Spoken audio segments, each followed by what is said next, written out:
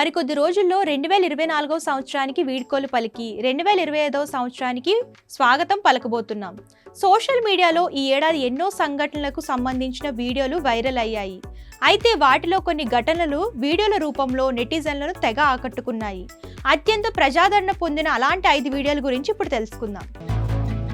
Italy ప్రధాని Georgia మెలోనీతో Bharat ప్రధాని Narendra Modi selfie దిగిన ఫోటో నెట్టింట తెగ వైరల్ అయింది.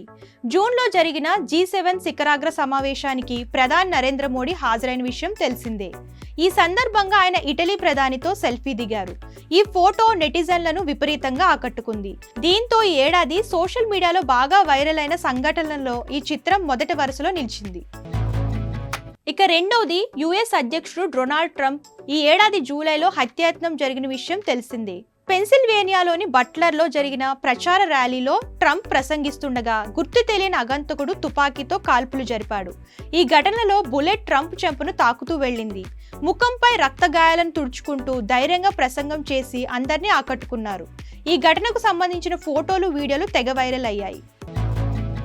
ఇక మూడవది ఈ ఏడాది ప్యారిస్ లో జరిగిన ఒలింపిక్స్ టర్కీ షూటర్ యూసఫ్ డికెక్ పాల్గొన్నారు. మిక్స్డ్ 50 మీటర్స్ పిస్టల్ ఈవెంట్ లో డికెక్ స్టైల్ గా నిలబడి ఒక చేతిని ప్యాంట్ జేబులో పెట్టుకొని మరో చేత్తో సింపుల్ గా గన్ పట్టుకుని షూట్ చేయడం అందరినీ ఆకట్టుకుంది. కాగా ఈ ఘటనకు సంబంధించిన ఫోటోలు, వీడియోలు తెగ వైరల్ అయ్యాయి.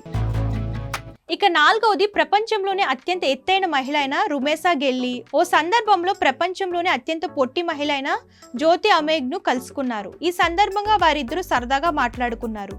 ఇది చాలా అరుదైన సందర్భం కావడంతో ఈ ఘటనకు సంబంధించిన ఫోటోలు, వీడియోలు సోషల్ మీడియాలో తెగ వైరల్ అయ్యాయి.